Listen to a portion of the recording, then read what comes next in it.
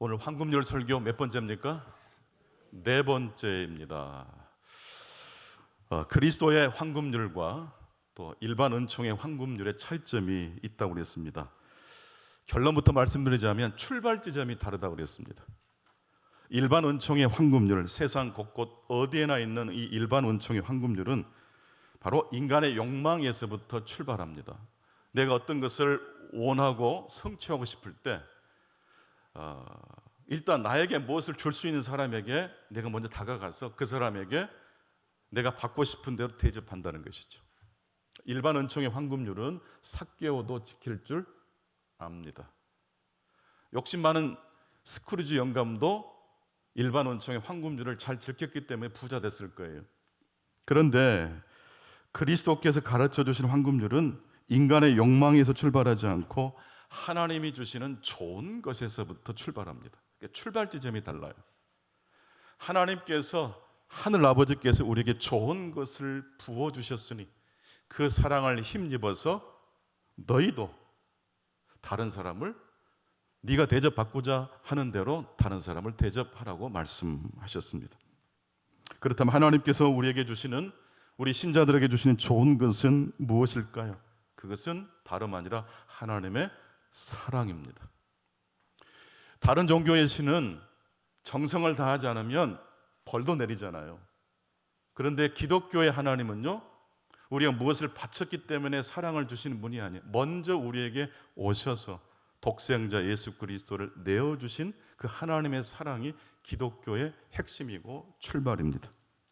아들 독생자를 주셨기 때문에 무엇이든지 다라고 설명할 수 있겠습니다. 이 무엇이든지 다 하나님께서 우리에게 주기를 원하십니다. 이 무엇인지 다에는 하나님의 좋은 것이 들어가 있겠죠. 그 중에 한 가지가 하나님의 창조의 질서입니다. 잠언과 신명기를 읽다 보면 뿌린 대로 거둔다라는 말씀이 있어요. 이 법칙이 지금도 이 세상을 운영하는 법칙입니다. 공부하는 친구가 갑자기 시험에 합격하면 안 되죠. 열심히 노력한 사람이 합격해야죠. 이게 아름다운 질서입니다. 또한 하나님의 좋은 것 속에는 질서도 있지만 인간의 무엇도 포함됩니까? 불완전함도 포함됩니다.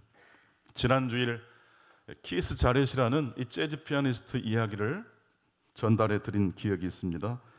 17살 소녀 베라 브란데스가 겁도 없이 이 콘서트를 기획했다가 그만 행정장의 실수와 미숙함 때문에 연주용 피아노를 준비하지 못했어요. 몇 번 두드려 보니까 이거 연주할 피아노가 도무지 아닙니다. 새로 구해온 피아노 역시 마찬가지입니다. 자기 차로 들어가 버리고 이제 연주회는 다가오지만 이제 그날 연주회는 그대로 끝나버릴 지경이었습니다. 이때 베라 브란데스가 키스 자렛이 타고 있는 차로 그 근처까지 가서 사정을 하는 거죠. 제발 살려달라고. 이때 키스 자렛이 잊지 마, 이건 순전히 너 때문에 하는 거야 라고 말을 하면서 연주할 수 없는 피아노를 가지고 연주를 시작했고 그 연주가 바로 켈른 콘서트라는 전무후무한 앨범으로 제작되어 전 세계적으로 400만 장이 팔리기도 했습니다. 결과적으로 그렇게 됐다는 것이지 그걸 예상하고 했다는 것은 절대로 아니라는 뜻입니다. 오늘 구약 본문 요나서 1장 1절로 3절 말씀을 보게 되면 요나서의 출발이 매우 흥미롭습니다. 1절로 3절 말씀 같이 읽겠습니다. 시작. 여호와의 말씀이 아미떼의 아들 요나에게 임하니라. 이르시되 너는 일어나 저 큰 성읍 니느웨로 가서 그것을 향하여 외치라. 그 악독이 내 앞에 상달되었음이니라 하시니라. 그러나 요나가 여호와의 얼굴을 피하려고 일어나 다시스로 도망하려 하여 욥바로 내려갔더니 마침 다시스로 가는 배를 만난지라. 여호와의 얼굴을 피하여 그들과 함께 다시스로 가려고 뱃삭스를 주고 배에 올랐더라. 하나님의 미션, 하나님의 선명한 말씀으로 요나서가 시작됩니다. 애매한 말씀이 아니라 확실한 말씀으로 요나에게 하나님 말씀을 들려주셨어요. 너는 일어나 가서 니느웨 성읍에 가서 하나님의 메시지를 선포해라. 근데 이 말씀을 듣고 요나가 어떻게 했습니까? 순종하지 않고 불순종했습니다. 정반대 방향으로 내빼버리기 시작했어요. 여러분, 그런데 신기하게도 요나서는 바로 그 지점에서 끝나도 무방한데 그 지점에서 끝나지 않고 오히려 출발하고 있다는 것입니다. 이것이 바로 요나서의 독특성입니다.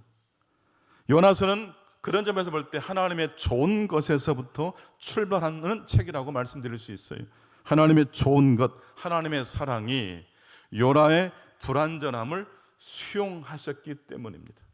너 왜 내가 시킨 대로 하지 않아? 라고 심판하고 벌 주면 되는데 하나님이 그렇게 하지 않으시고 오히려 요나의 불순종이 하나님의 사랑이 촉발되는 계기가 되고 있다는 것을 알 수 있습니다. 하나님은 하나님 말씀에 순종하는 요나도 사랑하시지만 불완전한 요나도 어떻게 하세요? 사랑하시는 하나님이십니다. 때문에 우리는 요나서를 통해서 하나님이 어떤 분인지를 알 수 있어요. 불완전한 요나를 이방 선원들과 선장은 바다에 던졌지만 요나는 그 바다에 던져졌지만 거기에서도 죽지 않고 끝나지 않습니다. 왜 그렇죠? 하나님이 예배해 놓으신 큰 물고기가 요나를 받아서 삼켰습니다. 요나의 불완전한 모습이 요나로 하여금 바다에 던져지게 했습니다. 그러나 요나의 불완전함을 하나님은 바다에 수장되게 내버려 두지 않고 하나님이 준비해 놓으신 큰 물고기가 요나를 삼키게 하셨습니다. 즉 하나님의 무한하신 사랑이 요나를 삼켰다라는 말씀입니다. 오늘 설교 제목은 진선미입니다. 그런데 자세히 보면 그냥 진선미가 아니라 어떻게 되어 있어요? 진선미. 진보다 선이 낫고 선보다 무엇이 나아요? 미가 더 낫다라는 제목입니다. 그리스도의 황금률은 그런 점에서 바로 이 진선미, 미의 관점에서 읽어야 올바로 해석될 수 있습니다. 요나서 말씀 역시 진의 관점에서 읽으면 요나는 불순종한 순간 벌 받아야 됩니다.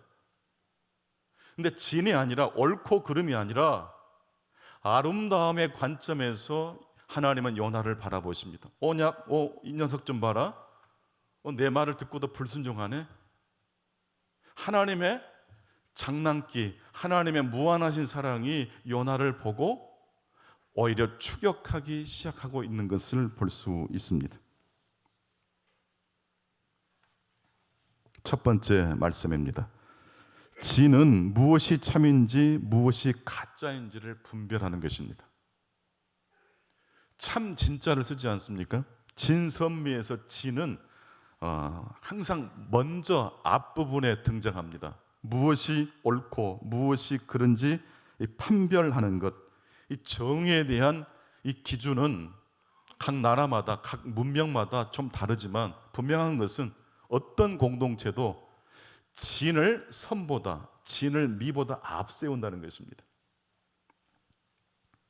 옳고 그름을 판별하고 나면 나와 견해가 다른 사람하고 같이 지내기가 쉽지 않습니다.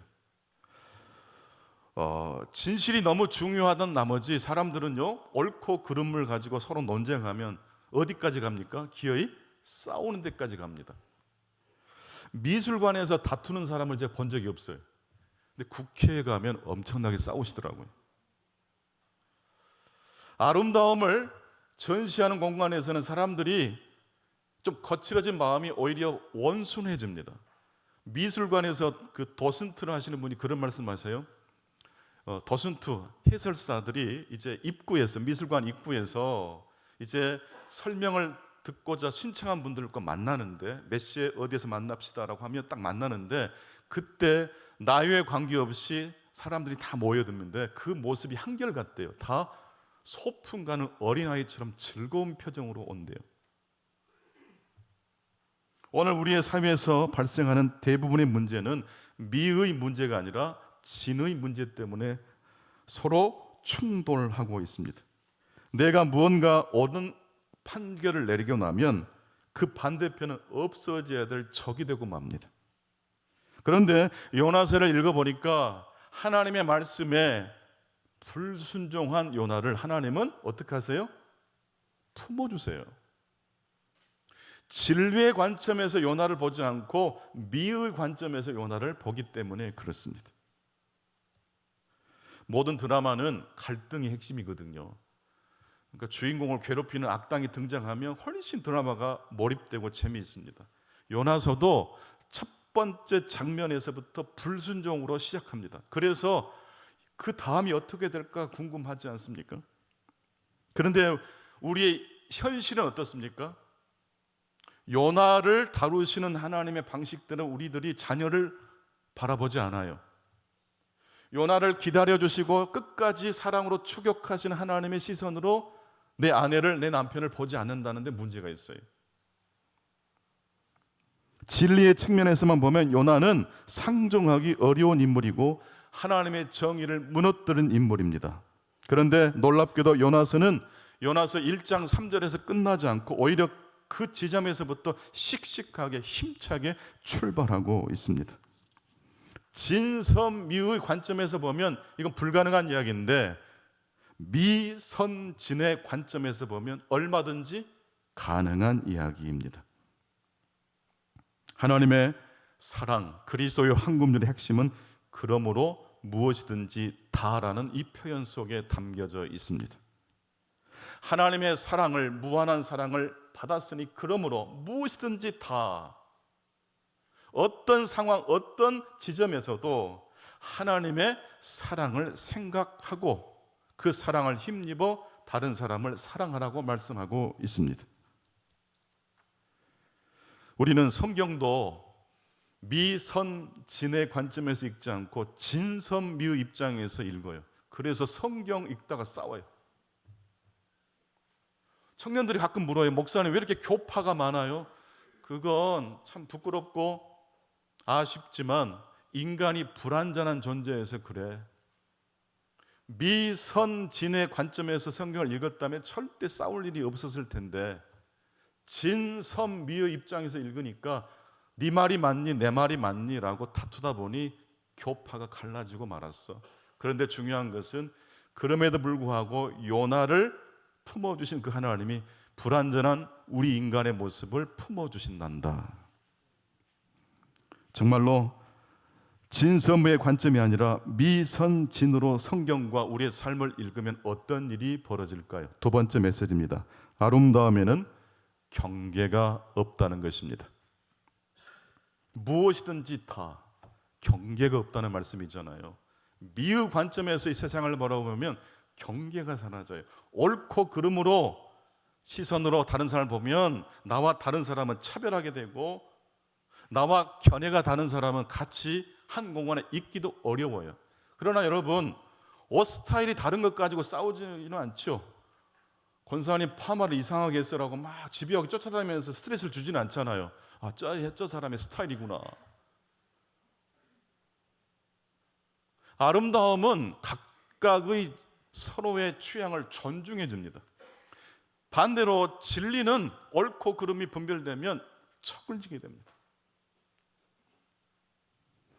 부부싸움은 사실 사소한 것에서부터 시작합니다.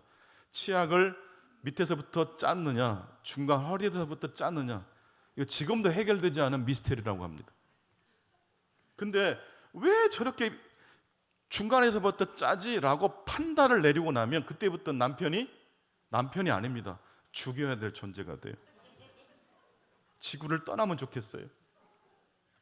그래서 우리가 리본데이를 통해서 판단을 뭐 하자겠어요? 유보하자는 거예요. 옳고 그름이 막 올라와요. 그때 잠깐만 참아 50일 리본데이야, 나 판단하지 않을 거야.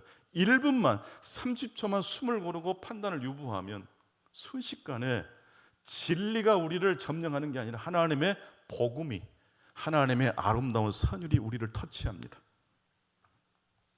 부모 자녀 사이도 사실은 옳고 그름으로 서로를 소통하려고 하면 어렵습니다. 자녀들에게 오늘 이 말씀을 드립니다. 부모님과 그냥 잘 지내시기 바랍니다. 조건을 붙이지 마. 그냥 잘 지내세요. 그냥 잘 지내다 보면 어쩌다가 통하는 지점이 생겨요. 부모 역시 자녀들하고 소통하려고 하면 불통이 임합니다.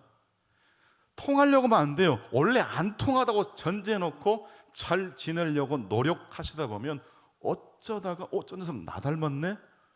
라는 생각이 언뜻 들어올 때가 있습니다.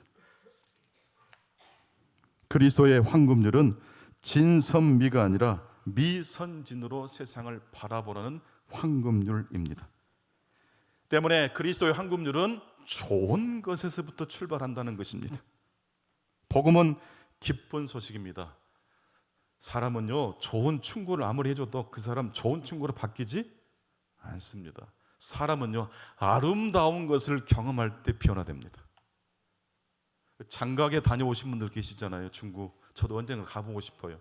어마어마하더라고요. 근데 TV로 아무리 봐봤자 감동이 안 와요. 멋있을 거야 라는 정도밖에. 근데 직접 그 현장에 가보신 분들은요, 압도당해요. 그 압도당하는 경험을 하다가 우리 기독교인들은 입술에서 뭐가 나와요? 주 하나님 지으신 모든 세계가 터져 나올 줄로 믿습니다. 그 아름다움을 경험할 때 사람들은요, 하나님을 경험해요. 성경을 아무리 읽어도 율법주의자처럼 성경을 읽으면 감동이 오지 않아요. 근데 로마서 5장 8절, 우리가 아직 죄인 되었을 때에 그리스도께서 우리를 향하여 독생자 예수 그리스도를 주시기까지 사랑하셨으니, 이게 말도 안 되는 거예요. 우리가 아직 죄인 되었을 때 그리스도께서 우리를 사랑하신 거예요. 그래서 복음은 신학이 아니에요. 복음은 논리가 아니에요. 복음은 진과 선도 아니고 미라고 말씀드릴 수 있습니다. 너무 아름다워요.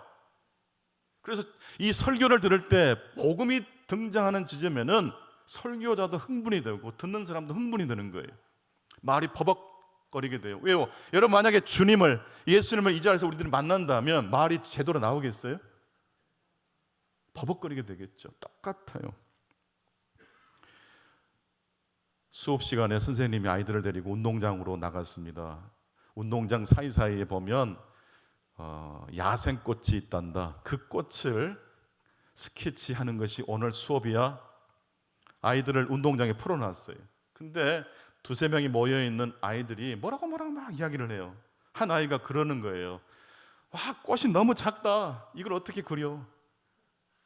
그 말을 듣고 선생님이 이놈아, 그리라고 하면 그려야지 라고 하지 않고 슬쩍 메모지를 꺼내서 시를 썼대요.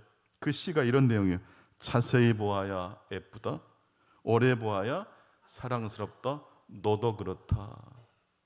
이 녀석아 자세히 보면 이뻐 그러지 않고, 이 아이가 자세히 보지 못하고 오래 보지 못하니까 이 작은 꽃 속에 우주가 담겨 있다는 걸 못 보는구나.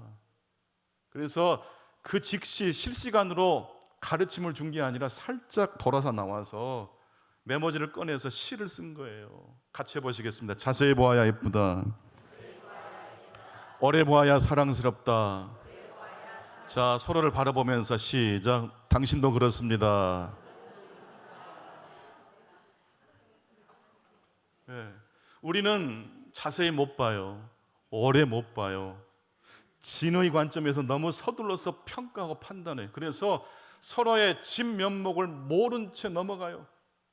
나중에 후회하지 마시고 지금 내 곁에 있는 사람들의 아름다움을 발견하시고 누리시고 축복하실 수 있기를 축원합니다. 진리는 경계를 세우지만 아름다움에는 그러므로 무엇이 없어요? 경계가 없어요. 좀 부족한 아이들의 모습을 보고도 그럴 수 있지. 오히려 그것을 계기로 시를 만듭니다.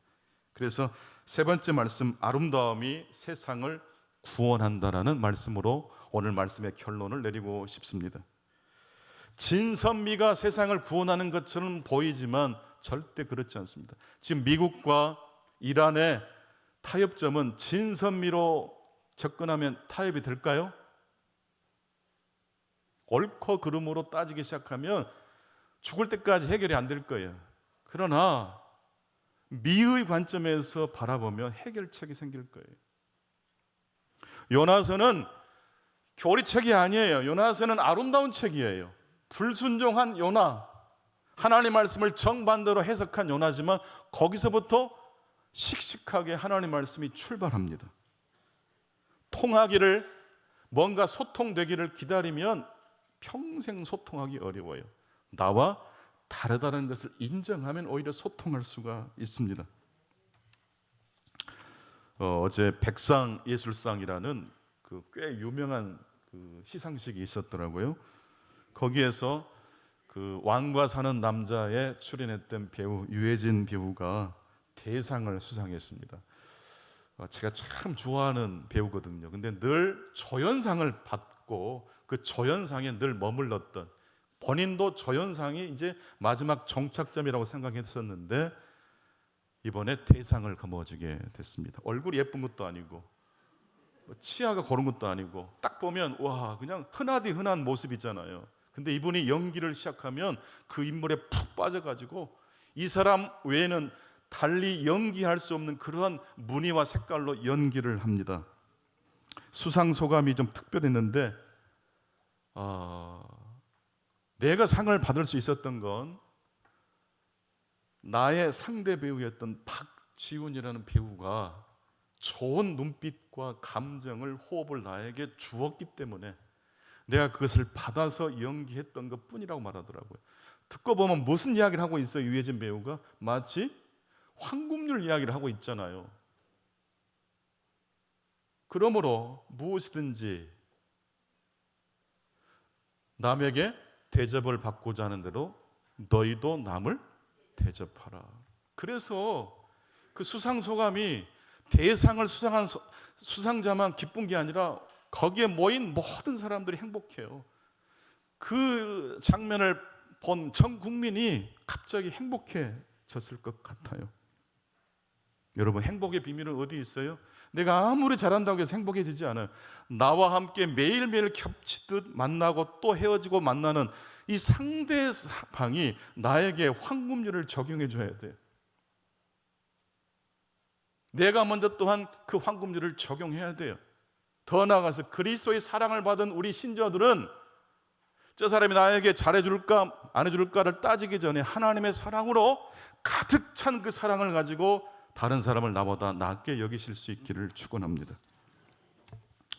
고대 아테네에는 그 연극, 특히 비극을 1년에 한 번씩 그렇게 큰 원형극장에서 했는데 그 디오니소스 축제에 세 팀이 나와서 연극을 합니다. 그리고 최종 1등을 가리는데요. 그 축제의, 그 연극제의 심사 방법이 좀 특이해요. 아테네 도시를 10등분 해가지고 그 10등분한 데에서 한 등분한 곳에서 무작위로 시민 한 사람을 착출해가지고 10명의 심사위원을 세운대요. 복불복이에요. 그리고 이 10명의 사람이 3개의 연극을 다 관람한 다음에 써서 내는 거예요. 가장 잘했다고 생각하는 팀 한 팀을 써서 넣는 거예요. 그리고 나서 그걸 개봉해서 수상자를 정하는데 수상자를 정하는 그 과정에서 약간 우리가 이해하지 못하는 방법이 작용됩니다. 10개를 다 모아서 결론을 내는 것이 아니라 그 중에 5개는 또 무작위로 빼내버린대요. 그리고 공개하지 않는데요. 딱 5개만 가지고 1등을, 그 수상팀을 선정하게 된다고 합니다. 아니 10개를 다 종합해도 이게 객관적인 수상자를 정하기가 쉽지 않은데 왜 이랬을까? 여러분, 그런 의문이 들지 않습니까? 이게 진리의 관점에서는 그렇게 하면 안 돼요. 근데 무슨 관점에서 이 연극제를 했을까요? 미의 관점에서 한 거예요. 아테네 연극제에 3팀이 출전했다고 했는데 3팀 외에도 얼마나 많은 연극팀이 있었겠어요. 그러니까 무대에 오른 3팀은 이미 실력이 검증된 팀이에요. 여러분, 예술가를 등수로 매길 수 있나요? 그건 진짜 이상한 일이에요. 그래서 심사위원들의 객관적인 평가보다는 운의 요소를 이 심사평가에 집어넣은 겁니다. 무엇이 뽑힐지 모르는 그 운의 요소를 집어넣은 것입니다. 그렇게 해서 이제 선정을 했는데 5개 중에 두 사람, 한 사람이 나올 수 있잖아요. 어떻게 해야 됩니까? 그러면 아까 나머지 그 5개에서 하나 더 끄집어서 넣을 수도 있어요. 근데 그럴 때 또 2대 2가 될 수도 있잖아요. 그럼 어떡합니까? 그렇게 질문한 분이 계셔서 제가 이렇게 하는 거예요. 무승부가 거의 나오진 않지만 무승부가 나오면 종종 역시 최종 결론은 추첨을 한답니다. 제비뽑기로 해요. 그러면 이 아테네 연극제는 처음부터 객관적인 심사로 1등을 매기는 게 아니라는 것입니다. 그 때문에 1등이 된 사람도 교만하지 않아요. 2등, 3등 역시 위축되지 않아요. 모두가 다 행복한 축제가 된대요. 이게 진선미의 관점이 아닌 미선진의 관점에서 연극제를 운영했기 때문에 가능했던 일입니다. 연극제만 그럴까요? 우리의 인생도 어떻게 바라보면 좋을까요? 아름다움의 반대말은 저는 추함이 아니라 획일성이라고 생각합니다. 우리가 다 아름다움은 다 각자의 취향대로 생각해요. 그래서 이게 아름다움이고 저건 추함이라고 구분짓는 것은요, 말이 안 되는 거예요. 아름다움의 반대는 추함이 아니고 뭐예요? 그러므로 획일성입니다. 오늘은 3가지로 말씀을 드렸습니다. 첫째, 진은 진리를 관점에서 이 세상을 바라보면 무엇이 참인지 무엇이 가짜인지를 분별하는데, 이렇게 되면 그때부터 무엇이 돼요? 나와 견해가 다른 사람은 적이 돼요. 결론을 내리고 판단을 내리면 그때부터 남편과 아내가 달리 보이기 시작해요. 아이고 저렇게 어리석을까? 미의 관점에서 보면 경계가 없어요. 이럴 수도 있고 저럴 수도 있지. 고우와 세잔이 1등, 2등을 다투지 않잖아요. 마지막 3번째, 그러므로 아름다움이 세상을 어떻게 합니까? 구원합니다. 여기서 아름다움은 진선미가 아니라 미선진입니다. 이렇게 말씀을 드렸는데도 불구하고 예배 마치고 나가시면서 또 진리로 또 확 모두가 바뀔 수 있어요. 조심하세요. 그래서 우리들이 듣고 이해해도 그걸로 말씀이 내게 안 돼요. 적용해 봐야 돼요. 판단을 유보하고 잠시 말씀을 묵상하시고, 이 한 주간은 진선미가 아니라 미의 관점에서 나와 관계된 사람들을 만나시는 저와 여러분 되시기를 축원합니다.